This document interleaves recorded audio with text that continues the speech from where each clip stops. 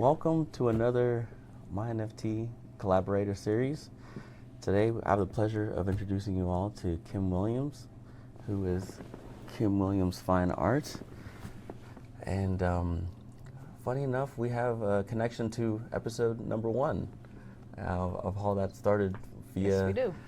Auntie, as I like to call Auntie Clea and Dr. Robert Hollis, Right. who, but my family actually has a piece of yours in our house right now. One of my favorites. Yes, and funny story to get us started. I mistook the origin of that art. When I heard from my family, I thought that it actually came from the island, that like the artist was from the island that it was produced. Right? Yes, yeah. But it was actually you that painted it. Yes. So it's an absolute pleasure to connect with you today and actually get to share a bit more about your story with our viewers, and obviously the things that we'll be doing together as well, collaborating wise. Right. So Kim, I would love for you just to maybe share a little bit more about your story, Johnstown upbringing, whatever you'd like to share to let our audience know a little bit more about what got you into art. It's kind of cliche to say I've always been an artist, but I started whenever I was a child, and at 8 years old, my father recognized in me the ability to create, and I. It's so funny. I didn't really know this story until I was older, and I was actually exhibiting. But an old art teacher said he was relentless at asking her to teach me how to paint, and she was relentless in saying, I am not accepting any children into my art classes. And the third time she said, okay, let me see some of her stuff. And after she did, she said, I'll take her on. Wow. So, yeah, like I said, I didn't know this story until just actually a few years ago, whenever I had invited her to an exhibit, and I hadn't seen her for years. And yeah, so it was a really nice connection to make. Wow. So essentially, your artwork itself at a young age, from a teacher that wasn't accepting people, Right. They saw your artwork at a young age and said, you know what, I'm going to make an exception, and I do want to work with you. Yes. So tell me more about going from, I guess, self-taught, or is that how it started? Not exactly. Okay. So, well, I mean, every child is an artist. Okay, I do agree with this. Right, and every person actually is a creator. I truly believe that if we are created by the Creator to be creators, then whether it's painting, and I know a lot of people say to me, "Oh, I can't draw." Well, it's not your job to draw. This is not what you've been created to do. What do you enjoy doing? Some folks love to be athletes. That's what they were created to be. Some people are cooks, some people love to be in the kitchen. That's what they were created to be. And if it brings you joy, that's, I believe, how you can at least begin to understand what your job here on earth is. So I wanted to unpack that because I'm a big believer as well in that everyone is a creator. Everyone has some artistic, creative abilities. It doesn't necessarily, like you said, it doesn't necessarily have to be fine art or drawing per se. It could be poetic. It could be numbers. Numbers, exactly. Yeah. There's so many ways to be creative. I'm a big believer of, especially a little bit about my background. I was very technical, as you know, my family on the very scientific, technical side of things. However, I probably took the reverse route and got more into sales. And as I never thought I would ever be in sales or anything like that growing up, but as I learned more about sales itself, we're actually always selling ourselves in some way, shape, or form. Whether you're going to an interview, whether you're in a relationship, starting a relationship, you're kind of selling yourself in a way. So I'm a big believer that, you know, things like that, but also on the, to your point, the creative side. I have a very creative side as well, even though, to your point, I started out very young doing it. I don't draw as much, and I love drawing, but now if it's more like maybe musical creations. Yeah. But funny enough, a lot of my music goes off the top of my head. Like I like to essentially what they say freestyle, right? Because I get the most organic things just without thinking just comes out, right? Yeah. And I've found that that's almost a way of journaling, in my opinion. And I've had people tell me, it's like, how do you freestyle like that? And I was like, I don't know, but I think anyone can do it if they just like let go of the stigma, the ego, the this and that, and then you just speak freely. That's essentially what freestyling to music is. But I'm just I've always said this, but you might be one of the first people that I'm hearing actually share that like someone believes that all people are also like creatives in a way. So, and I know a lot of your art is inspirational. Like your goal is to inspire people to maybe bring that creation out, whatever that could look like. Right. So when you started doing art, is that how it started? Did it start inspirational, or did it sort of, as you were doing it, you realized what you're like? I'd love to hear more about that. No. So it wasn't until maybe 10, 15 years ago that I really I was a graphic designer for years, and I worked at a newspaper and a magazine, designed books, things like that. And I came to a point in my life where I was in my 50s, and I thought, if I die today and I meet God, what am I going to be able to give to him? What was my life? What did I use that he had given me in my life? And so I started to delve into that and tried to figure out, so why was I created? What was I created for? And going through a lot of self-help books and things like that, you know. I went through that phase, by the way. Yeah. I think everybody does, don't they? Right. And I didn't like to read. Right. I finally found a book. It was called the Compound Effect. Ooh. And it was the first one that actually asked me, what am I inspired by? You know, what am I? You know, what are my inspirations? And so, judging from that, I kind of took it from there. How I could use what I've been given, you know, to give back, or to be what I was created to be. So the Compound Effect. Yes. I'm pretty sure I've read that book before, but I can't lie. Maybe I'm not remembering too much about it. There's certain books that I picked up a lot from. Compound Effect. So what would you say from that book itself really? It asked me spiritually, spiritually where I'm at in where I want to be, and from that, I finally started, you know, asking God what He wanted from me, and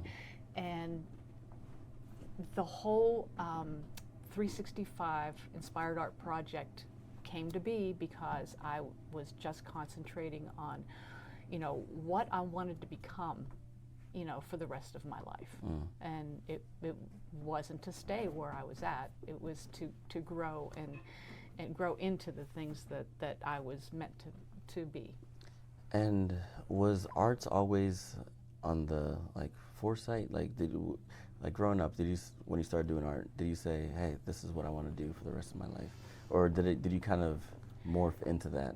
I morphed into it later. Okay. I kind of took a detour. I was going to be a gym teacher Really? for a while. Yeah. Okay. Because I really liked playing basketball and doing track and things like that. But it became more evident that the art was where I was meant to be. Went to art school and I saw where I couldn't, you know, I could actually make a career out of being a graphic designer, and so that's and I think a lot of artists start out there because, you know, you have to pay the bills, and so So, And I think that's a really good topic, because I think most people maybe are artistic, but they don't feel there is maybe a roadmap, to doing yeah. that. But you have done this. So along the lines, you said going into school, realizing that, there is, a career path to become a graphic designer. I guess just from your opinion, what type of advice would you give to others that are looking to maybe get into the art field, but maybe think that they don't have a chance, or it's something that, they don't necessarily see in their future? Um, Again, I think that if you just have to keep working at it. I mean, if this is something that you really, really desire to do, anybody can do what they, work at. I believe that. If you are focusing on it, if you're concentrating on it and working toward that, you can be anything. But as far as being an artist, it's more of a vision type of Okay. a thing, instead of I don't know, instead of just being an artisan, creating pottery or whatever, and even being a graphic designer, that's Okay. more of a making a widget type of a thing, Yeah. instead of pulling the vision out of your inspiration, what you've been inspired, and that's what I feel that I've done, with being an artist as opposed to an artisan or a graphic designer.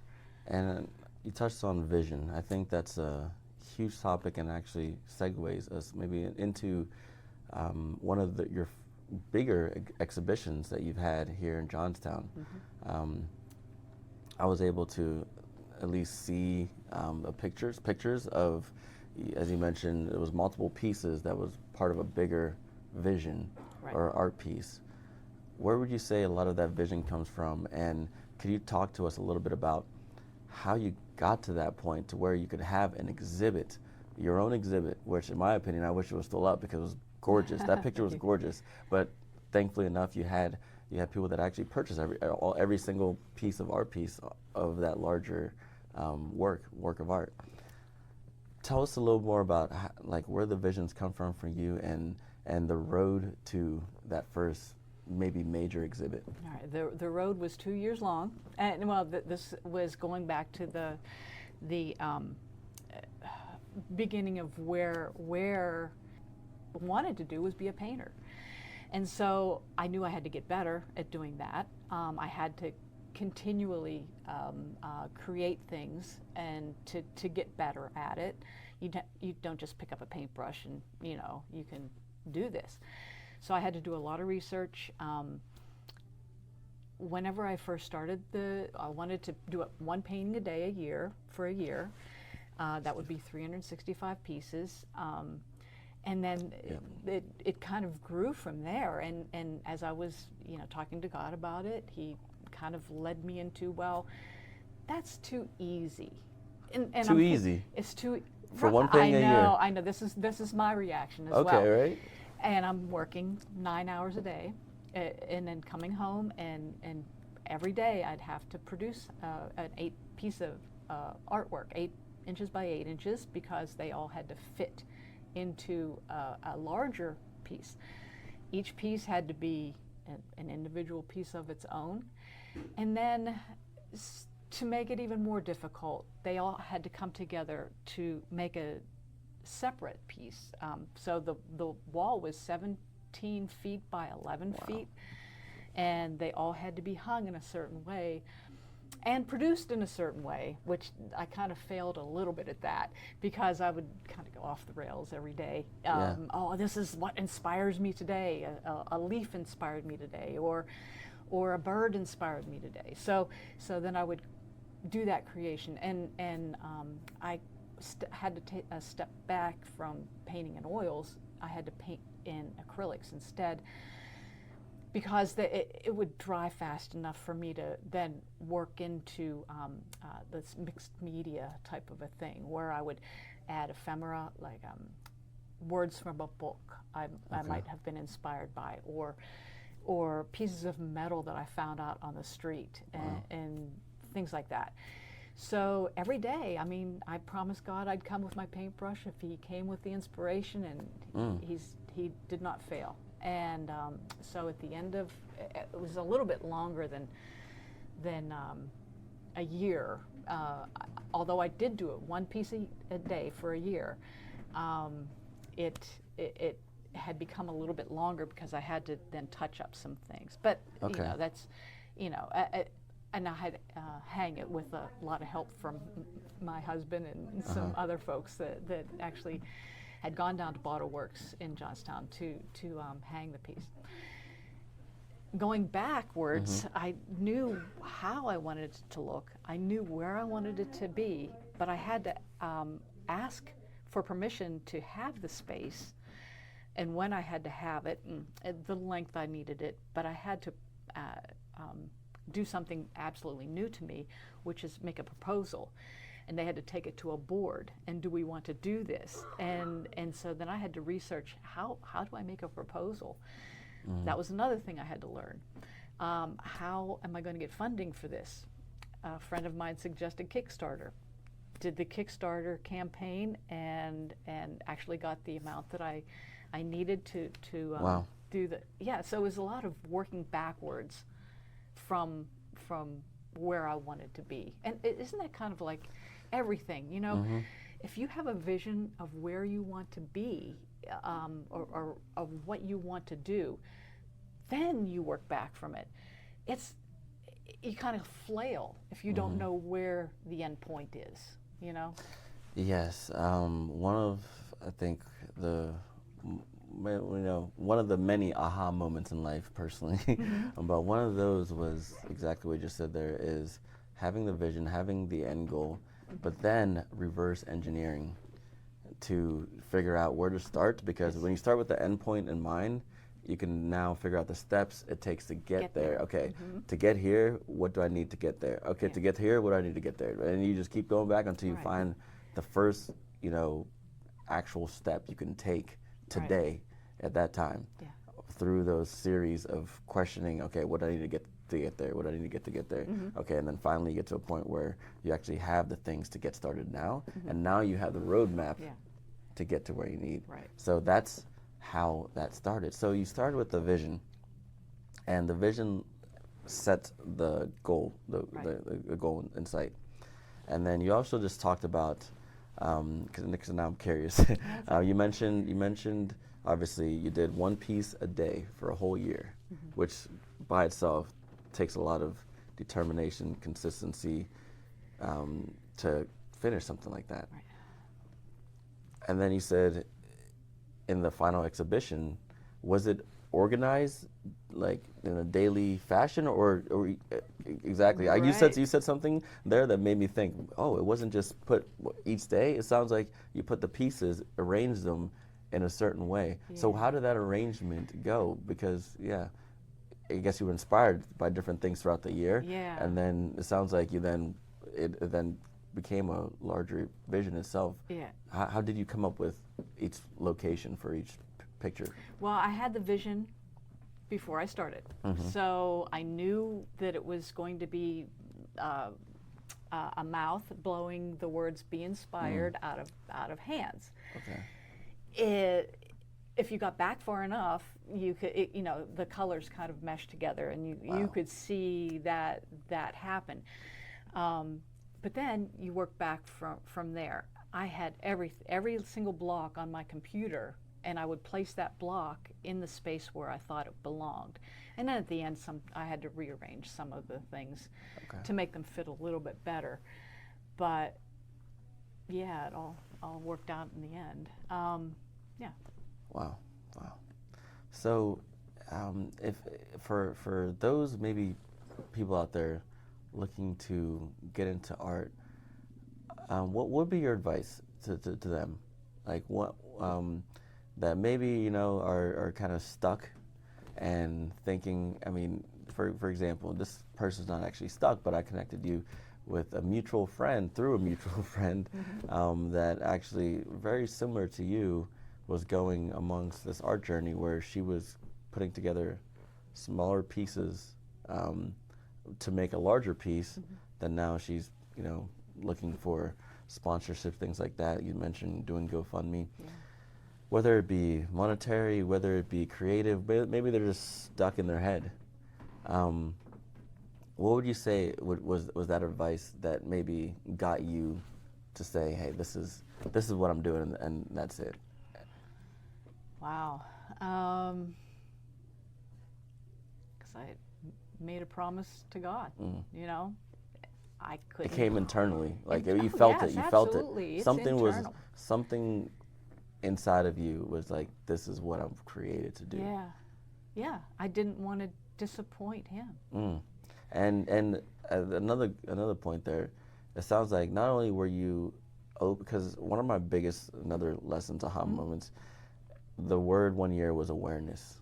I feel like awareness brings so much out of one's self, because once you're aware of just open to the gifts, the sayings, what people are, not even people, what you are meant to do. Once you're aware of these blessings, you then lean more into it versus, you know, not even being aware or open to. And it's not just me, you know, it's not just me personally having to do this. I know I've got the push behind me. I've got the doors are opening for me, you know. He's there. I totally trust that. I haven't felt that I'm too much, that I'm going off the path, but whenever I do feel that, then I can kind of adjust again, you know, and get back onto where I'm supposed to be. So, and you mentioned, you know, your overall goal, or as you've got into arts and done it as a career, which many long to do, or just long to make it a career, right? Yeah. You have found that your maybe secret sauce or your passion is not just you creating art, you know? I'm not necessarily asked this question to many artists before, but your goal or your North Star has been to inspire others, right? To pull something, and maybe that's not even to inspire others to do art, but inspire others to do something they're called to do. Right, to be what they were created to be. Exactly. Right. So when during your career, art career, did you feel that, okay, wow, this is why I continue to do this, because I am bringing things out of people when they see me doing what I'm created to do? Yeah, that's what my hope was for the 365 Inspired Art project. Okay, yeah. That's why I named it that. It was every day I would post the piece that I had done the day before online. People were waiting. Honest, I had, you know, almost 1,000 people every day waiting to see, you know, what I had created the day before. So it was, and I didn't. Also, again, I didn't want to disappoint them. And also my inspiration behind that, you know, and I thought that was very important for me to also let them know what inspired me. And maybe in that regard, then, you know, they could be looking throughout their day. In fact, so your mother at one point in an exhibit had said to me, thank you for doing this exhibit. And I was so taken aback by that. It's like, well, I was really glad that they were, you know, everyone was there to see. But she said, no. I don't typically stop in my day and look at these things. I don't typically stop and understand the flower or understand seeing something. And she said, by me coming to this exhibit and seeing this work, it makes me want to stop and see what is in front of me every day and be open to the things and take a moment, to appreciate what you have, what's been put in front of you. So that was one of the things that I'll remember forever. Wow, wow. And something about, I think, what I got out of that is almost being present.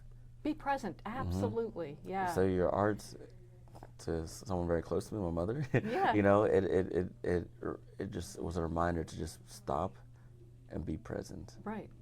And cancel out all the noise. Yeah. And, someone could look at your piece and you could have a multitude of different emotions that come from that. Yeah. And people one thing sometimes get their own idea Exactly. from what is speaking to them in a piece of artwork. It might not be what I had originally intended, but if it's something that's speaking to them, every piece that I create, I ask God to let this be an inspiration, something that inspires the viewer, anybody who sees it, to be open and to Him and glorify Him through that. And I think as you were talking about doing the 365 work, that you almost felt accountable to the viewers now. Yes. At a certain point it became, so I almost took from that not only were you inspiring others, but I feel like maybe there's a bit of inspiration coming from them to continue the journey to finish. Yes, yes. I think that because I kind of built that accountability into the project, I was then forced every day, to actually sit down and do this. It was not easy. It was not. Yeah, and I don't know if you recall, but the first time we really had a chance to really connect at a lunch with, as I like to say, Auntie Clea. You talked about that 365 project and how you did something every day. And it reminded me of a very prominent, obviously coming from the Web3 space, and this is how we started myNFTe, but now obviously we are now branching out or expanding into working with more local artists, whether you're in blockchain or not, creating NFTs. And it reminded me of one of the more prominent artists, Beeple is his name, that he started out doing, he got big off of doing a piece of art every day. And I believe to this day he's still doing art he posts something every single day, a piece of art. And he became, to this day, he has art pieces, NFTs, that are selling for tens of thousands of dollars, like the minimum price. But he did that. And so I remember hearing your story and I was like, wow, how we got to where we are today is we are big believers in showcasing the various talents and works that people are doing. And our goal is to not just expand the reach, but also monetarily, like, hey, how can we help fuel the journey? And so hearing your story and realizing, there is a bit of connection there, we started talking maybe a little more about, hey, how can we take your already physical art that you've done, and how can we expand that reach? Obviously, we're in a small town of Johnstown, and I would, correct me if I'm wrong, but I would say any artist's goal for the most part is to, if their goal especially is to inspire, you don't want to tame that flame. No. You want to inspire as many as you can. And I personally, now knowing that art piece that is sitting at our home, like literally front display living room, came from you. I personally was inspired to want to expand that reach of what you've done, especially coming from that internal place where, hey, I want to reach into the hearts of others and bring that gift out. When it comes to that expansion, like, what would you say, inspirational wise, now, like, what would you say fuels that flame nowadays? Yes, to your point, it's what I feel, and it's more of a feeling. It's really hard to just sit down and paint to make money, but then it's really hard to just paint without a purpose too. Yes, yes. So what fuels the flame today? Especially, and if I could, because recently we just had a photo shoot and you did a painting. Yes. With an exhibition in about a week, right? Next week. Next week. I would love to just even, where did that inspiration for that studio session come from? Because I guess it'll tell us more about nowadays where these inspirations come from. Right, and I had been focusing so much on that painting for the past few months, and it wasn't even whenever we did the shoot. It was before that. It was all the background. It was so a local artist, Norm Ed, has a studio in Cornerstown. He opens that studio up every year to an event called the Way of the Cross, but it's basically the Stations of the Cross. It's not typically Catholic or Protestant. It's non-denominational, but there are certain verses that take you from where Christ was in the Garden of Gethsemane through his burial, and it's that particular day of his life, the end of this particular life, and moving on. So I was asked by a former pastor last year if I would, be interested in taking on this is a project, and so I picked a verse. God said, "This is not the verse," and I ignored him. A week later, I was changing to the verse that he typically, had asked me to do, and I was looking for my models, and I needed a Simon of Cyrene, and yes, so finally 2 weeks into Lent, which I was supposed to have been working on this. 2 weeks into Lent, I called my nephew. Would you anything for you, Aunt Kim? His auntie. So it was so nice that he did that, and then I thought, okay, now I got to find my Jesus, and so I went to the grocery store, and out of aisle 4 walks RJ. That's how you met RJ? That's how I met no RJ. Way. Yes, it is. I thought you knew him for a while. I did not last year. And Wow. I'm thinking, God, seriously, No way. you want me to talk to this perfect stranger? Oh my goodness. So yes, so the third time I saw him, it's like, whatever, God, okay. Third time you saw RJ? Our third time in Aldi's. Okay. Oh, so okay, It's that so- same. Third time walking through the aisles. I find, okay, God, I'll do this. And so I walked up It's to like, this poor first man, time- first poor guy. And he was going to pose for me in front of the frozen food. And I said, well, maybe we could do it. Yeah, professionally. No, I said, well, at least out in the parking lot. I figured that would give him a way out. Wow. He could bolt if he really didn't want to do this. And then it worked out really well. And so I kind of had a meltdown on him whenever I tried to explain to him why I wanted his picture. So some old lady accosting him in a supermarket wanted to take my photo. Yeah, right. So told him about the project a little bit, and that how I needed him to pose, because I knew how I wanted the poses to be. I just had to work them in. And so I said, he looks so young, and I thought, how am I going to make him look at Jesus' age when he died? And I said, by the way, just so I knew how much I was going to have to add or whatever, I said, how old are you? He said 33. Wow. And at that point, I just started crying, because that is how old Jesus was whenever he was crucified. Oh my goodness. So I knew that God sent him to me. I've never seen him out and about since. Luckily, that I had his phone number for this year, and he posed as my John, the John who was Jesus was speaking to from the cross, and to John and Mary, his mother. John, woman, behold your son, and behold your mother. And then I was inspired to ask my niece to pose as the Mary, wife of Clopas, or Salome, or it's varied in the verses of who it's supposed to be.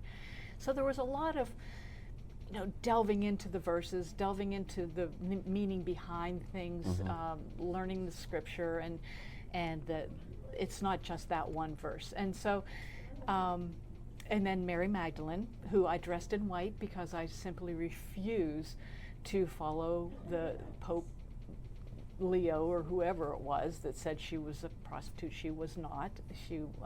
And so I dressed her in white because she was very spiritual.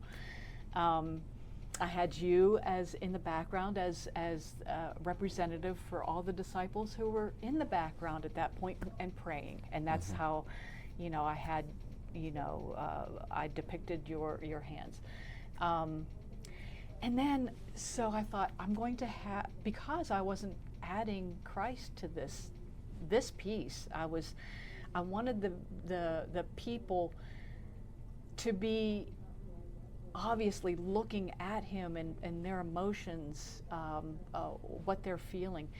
And so I was going to have the cross be the shadow over top of them. And God said, no, Jesus is not the shadow, he is the light. And so I made the cross be the light pattern across the painting. Yeah.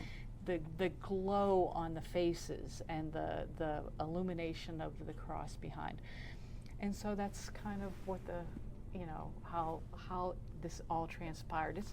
It's a conversation of, and many of my pieces are conversations with God and how this should be, and what do you want people to know through my work. And that's not necessarily something, like you said, you're letting go and saying, hey, I'm getting this inspiration and I'm putting it out there, and you let it do what it needs to do to others, right? Right. He brings the folks in that need to see, to understand, and he inspires them, I think, through my work. At least that's what I hope. Yes. And maybe if we could give, I would love to, and I know you've given a lot of advice for artists in this conversation today, and I thank you. But if you could leave, and future artists, maybe they don't even know they're going to take on a career of art, but if you could give somebody out there an advice that maybe you wish you heard from someone else, before starting your journey, or maybe it was a spark to starting your journey. Yeah. What would that advice be? Just believe in what you're doing. If you don't believe it, nobody else is going to believe it. Believe in who you want to end up being. Believe in your, whether you're a Christian or not, or whether you believe in God or not, spiritual. You just have to believe in yourself. Just keep working at it. Exactly. You are a creator. We are creators. And like you said, whatever form, shape that ends up being, there's something inside of you. And it's funny enough, there's a song that I made like years ago, a couple years ago, where the lyric is something along the sides. The side actually was a freestyle, of course. As I mentioned, I do a lot of freestyling. Like my most organic, genuine thoughts just come when I freestyle. And in that, I said along the lines. His line was, "Everyone has something special inside of them. It's inside of you. You just have to believe it and see it, or be aware of it." You're allowing the spirit to move through you. Exactly. Yeah. Exactly. Yeah, and I think that's an important thing, is if you need to be open, and to allow God to work through you. This is from where my standpoint is, and really through yours too. You're saying that you are freestyling, that you just do what you feel, and but isn't that the spirit moving? Exactly. I think the line was like, everyone's got something inside of them. I'm telling you, you're special, real special. And that was a freestyle that just came out of my head. Yeah. It was something that was put inside of me, Yeah. and it just came out naturally without me even thinking about it. And it funny enough, like I freestyled it and I put it on TikTok, and I think it has like nothing crazy, but I think it has like over 4,000 views, Yeah. 900 something likes, and it was just I just decided to post it because I was like it was just something that just flowed freely out of me, and I felt the need to put it out Yeah. there because I knew where it was coming from, and I knew the effect it was going to have on others as well. But it affected you as well. Oh, yes. You know, Oh, yes. so it was maybe something that you needed to hear, as long Exactly. as well as, you know, other people. Yeah, and I've told myself a couple times, I think my freestyles, when I do that, it's actually like storyboarding and also like stuff that I'm putting out there because I usually listen to it years and years later. And when I listen to it, I get something different out of it each time. And I'm like, it's like speaking to me. It's like me speaking to myself. And I feel like very much this is what your art does as well. Oh, thank you. I'm sure that, you know, you probably look at pieces from the past and maybe get a different emotion and feeling out of it, and it inspires more work to come because you know of what not just you're doing for yourself, but you're doing for others. And I think it's beautiful. And again, our goal is to not just see what you're doing, but also expand the reach, because we know that the more people are inspired by not just your work, but your art, the more that people will feel that calling pulled out of them to go explore and do something. So that being said, Kim, I want to once again thank you so much for this opportunity. Thank you for talking with me today, and you know, I'm sure that we both thank Classic Elements for hosting us today. Yeah, thank you, Classic Elements. This was amazing. We had a little bit of technical difficulty, started way later than we needed It's to. all good. But hey, we made it work, and I look forward to sharing not just your story, but your art with others. Thank you. Thank you Thanks, again. I appreciate it. Awesome.